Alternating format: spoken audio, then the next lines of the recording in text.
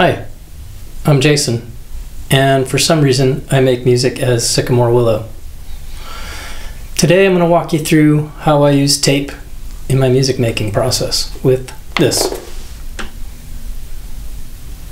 It's a Uher 4000 report monitor, reel-to-reel tape recorder. These were made for reporters and things like that. This machine's from the 80s, and I bought a brand new old stock from a company in Germany. So today I'm going to walk you through a process I use with this machine. I have other machines. I can make some videos for those too. I do want to say from the outset though, these are not methods that I've invented. In fact, I've learned a lot of them from other YouTubers, and I'll be sharing the links to those YouTubers for sure. You should definitely watch their videos. And my hope is that I will just show you a few extra things that maybe I do slightly differently. For sure the outcomes are different too, because I'm not making the same exact music as them, I hope. This machine has a ton of features that are super useful for experimental music, and of course that was never their intention. But let's talk about some of the really cool stuff it can do. It's got multiple tape speeds. Down here we've got 7.5 IPS, 3 3/4 IPS, 1 7/8, and it keeps going down by half, and then 15/16. So the benefit of all those different speeds is at higher speeds you get higher fidelity, but you use up the tape faster. At lower speeds it's lower fidelity, and we'll get into what that sounds like. But that's the sort of thing, you know, we love for experimental music. This machine's really unusual because the 15/16 is just not something I've seen a lot. Not like I know everything about tape machines, but that goes lower than lo-fi when you're at 15/16, and you'll see. So anyway, I've threaded up some tape. It's BASF tape on a 5-inch reel. It's old. I bought it used on eBay. I bought a box full of these tapes used. The neat thing is that it works great with this recorder. I haven't had any issues with it. I'm not going for super high fidelity. That's not what I'm interested in here. This is a mono machine. It's not like I can use it to master my mixes. So this is strictly for using tape as a tool.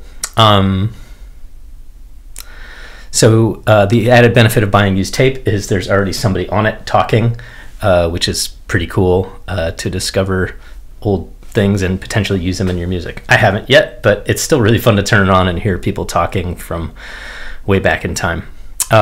Cool, so let's get started. After I bought this machine, I bought this sweet Uher microphone. It won't be in focus for you.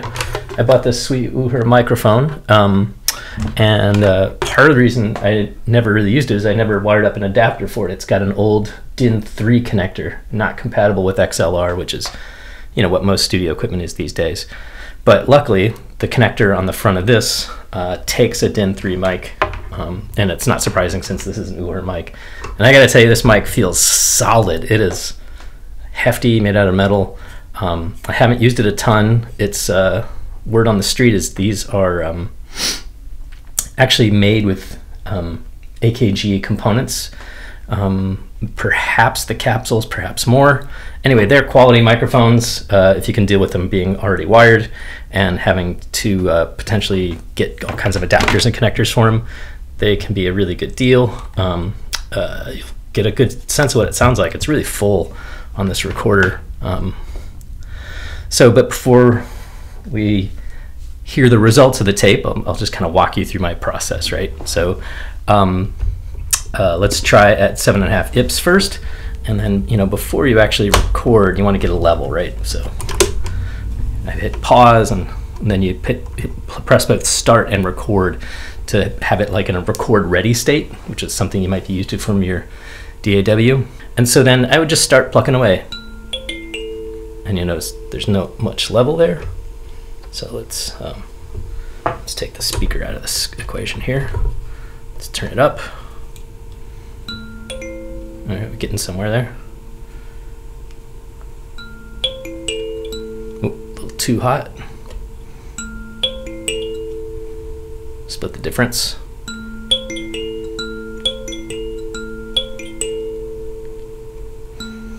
Now here's the thing, the reason I'm walking through why you want to set levels.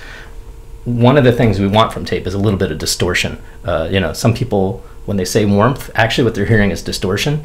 I'm not at all saying that's a problem, but one of the things we seek in a lot of vintage equipment and tape is actually distortion. So we want to push this level pretty far, and maybe even to overloading. And that's something to experiment with, but it's pretty hot right now. So I'm going to record this little kalimba bit here at 7.5, and I'll stop, take a note of the time on the counter here, and then I'll do another pass at each speed, and then we'll hear the results.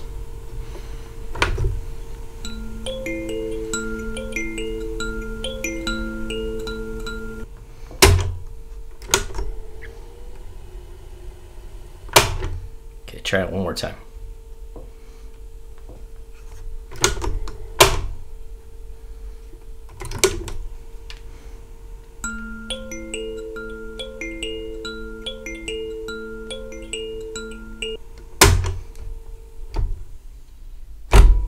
Okay, so now at, yeah, this is 3 3/4. So we're starting to get into some much more low fidelity, and that's where the juice comes from, and that's where the good syrupy sounds come from.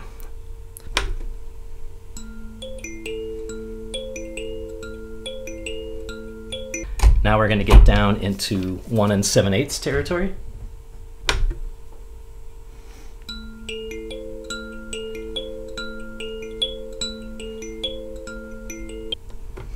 And then lastly, we will go down to the glacial 15/16, which oddly enough on the tape counter is 16. Okay, cool. Here we go.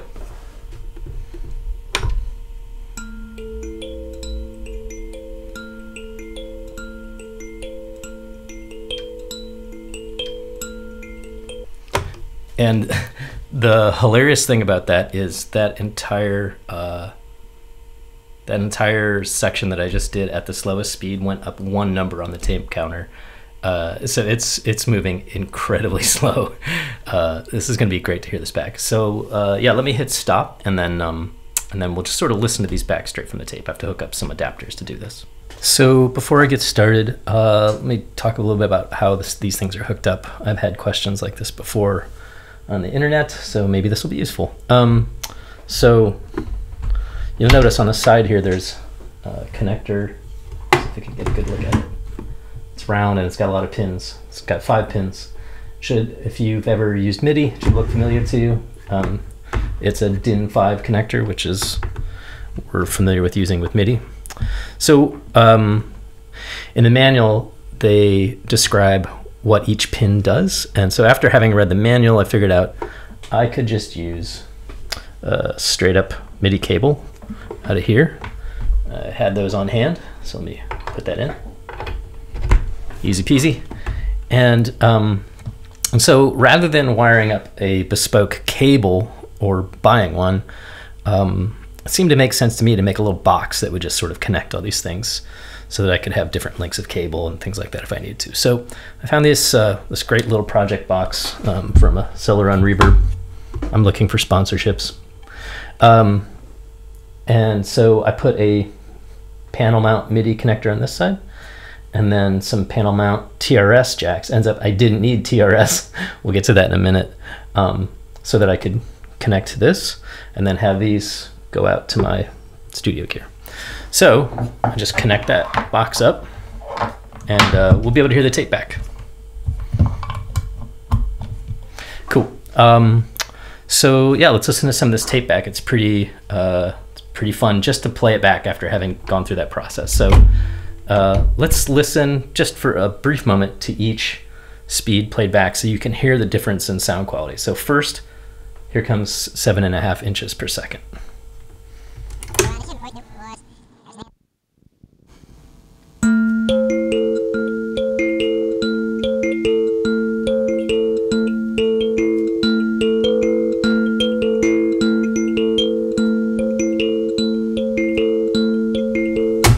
get the idea. There's a little bit of hum and buzz in there. You know, in my days when I was doing more straightforward recording, that hum and buzz would bother me. Now I think I'll just plunge forward, not get too perfectionist about it. Well, maybe I'll fix it someday, but not right now. So now let's try the next speed. The next speed is 3 3/4. Now a real test to see if you can hear the difference at 3 3/4.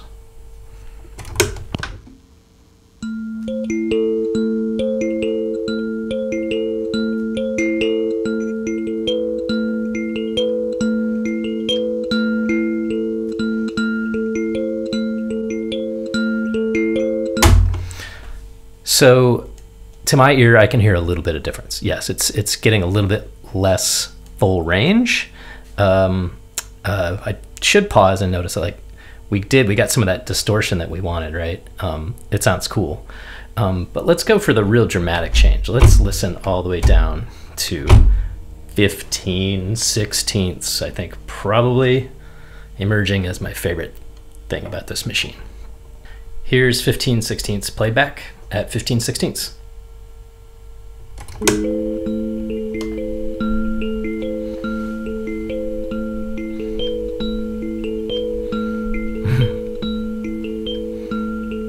That's good. So it gets that less top end, it's less full range, but one of the things I hear about it, was especially nice on the kalimba, is the tape is warbling a little bit now. It's a little less steady, so you're getting a little bit of flutter and wow. I don't think it means there's anything wrong with the machine. I think it's just kind of how it works at that speed, maybe especially with old tape. I'd love to know if one of you knows why it becomes more evident at slower speeds. But it almost gives the kalimba almost like a vibraphone sound. So that gets me excited immediately and makes me want to use that. But since we're here, let's listen to everything back at half speed. So obviously we couldn't listen back to that last one at half speed because we can't go down anymore, but we could go to the section just before it that was recorded at 1 7/8. So why don't we just go straight for that, because my gut says that that's the place to go. Of course, if this was your time and your machine, like, try them all, have fun. Keep going until you're not having fun anymore. That's my advice. Cool. Actually, let's listen back to it, and I'm going to turn the reels to the camera so you can see just how glacially slow they are. It's amazing.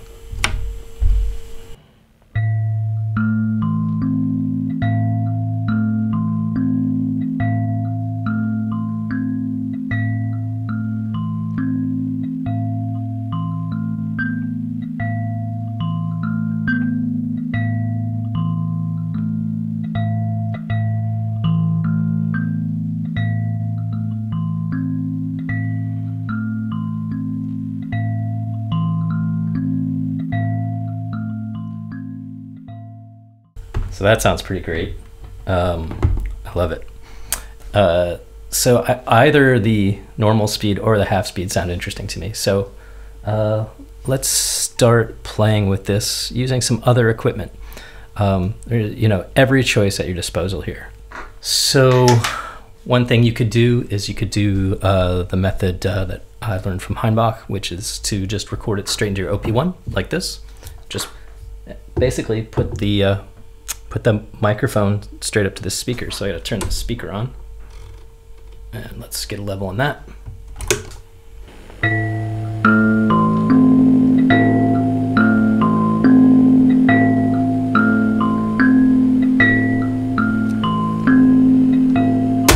Cool. Now let's see what that sounds like coming out of the OP-1.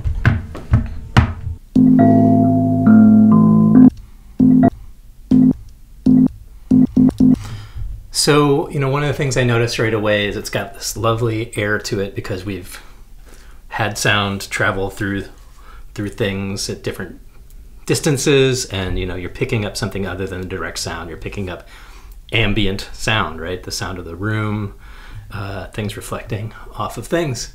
So, you know, that's already pretty cool. I think I want to pick a different start point though. So I like that. Let's move into like some ADSR stuff here.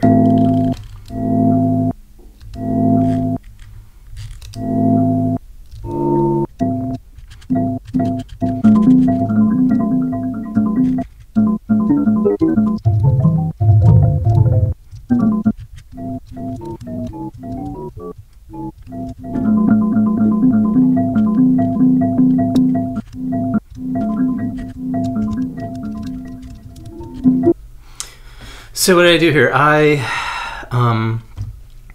trimmed this down to a really short note. I've got a pretty aggressive ADSR going on because I'm just trying to isolate out one note. But do you have to isolate out an entire note? No, we could do a loop too. So let's just kind of save this where it is and come back to it, see if it's useful later. I like using the same sample from the same process in multiple places. So let's see how this goes. Saving this, and we'll hook up some pedals and do some weird stuff there. Okay, so now I've got the tape recorder connected to the blooper. So there's a couple ways I could do this. I could connect this cute little microphone I have. You see it in a lot of my videos. I could just connect this directly to the blooper. It's got a 1/4-inch plug, pretty handy for that, and just record it out of the speaker again. I could do that, but we already kind of did that method with the OP-1, so let's try something different. So this takes a little connecting craziness here, but let me talk you through it, and I'll maybe cut in some B-roll to show all the parts going on here. So coming out into that adapter I made, I've gone into one of my mic preamps in my my rack. I don't think I've ever really shown off in the video. It's not that interesting. But I've got a Radial engineering device down there that takes line level signals and then has a little loop so you can send out to a pedal, and then it goes back into the receive. And if I've done my job well, I'll have a little edit in there where you actually see the device. But in short, it's going out of the tape recorder into a preamp, which I've padded down pretty well to deal with the level coming out of the tape machine, and then into basically you can think of it like an insert on a board, and that's to help bring the level down. So if you wanted to do this directly and you don't have all that equipment, and it's quite likely you don't, you could get like something like a passive device that would reduce the volume and maybe even do some clever stuff like impedance matching. But really the kind of device that I'm using, those made by Radial, are pretty useful if you're using effects pedals along with all other kinds of sound sources. I'm not here to shill for Radial, but their stuff is very well made, really useful. I have their 500 series rack, and I have had my eyes on a few other things they make. They're useful, but anyway, someday maybe, and I will do review that. So let's play for a minute with getting the sample off the tape player into blooper.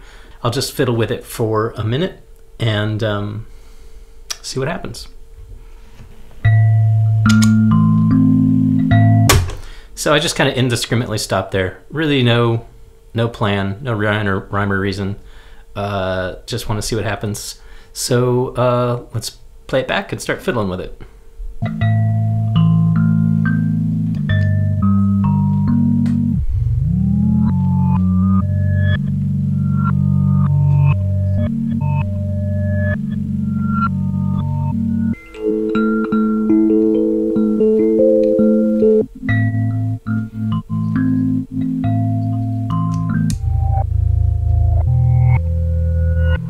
Okay, so I've fiddled around with it. I hear some promising things in there.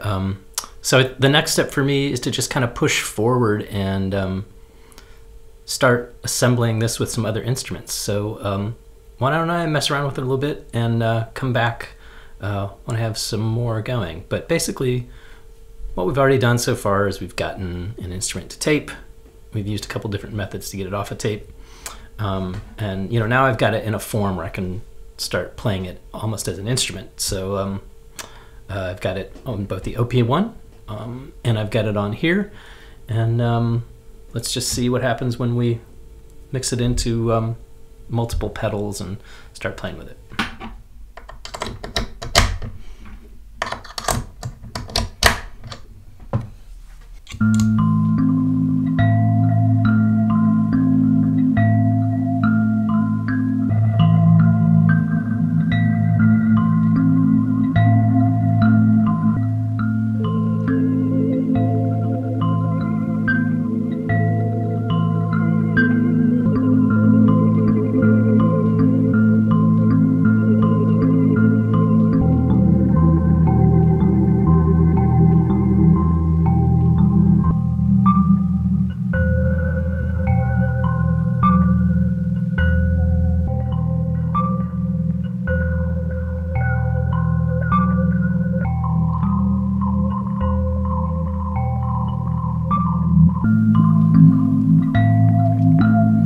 really like where this one's going right here.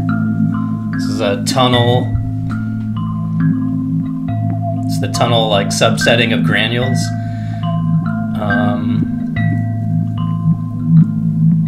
It's adding this nice little filter envelope to it. Try to remember this one.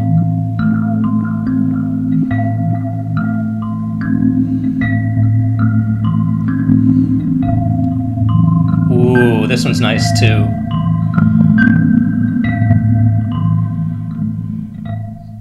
So as you can see, I'm using this modifier here to like trim back the loop so that it's shorter. I'm searching for interesting phrases there.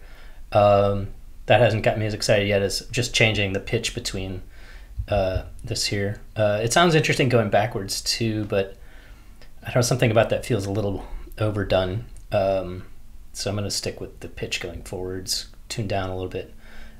It's just starting to sound really heavy and interesting. Still don't know where I'm going with it.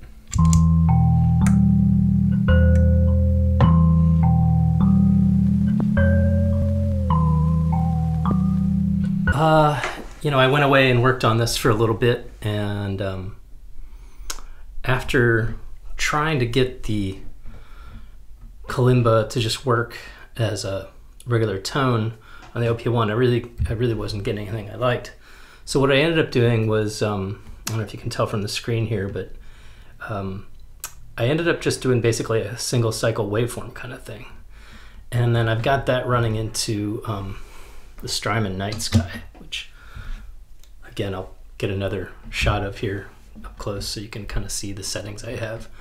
But what I started getting was this pretty cool kind of destroyed tone out of this single cycle waveform. So you can just see I have a little hump there, and the envelope's a little weird. You'll hear it kind of stops abruptly.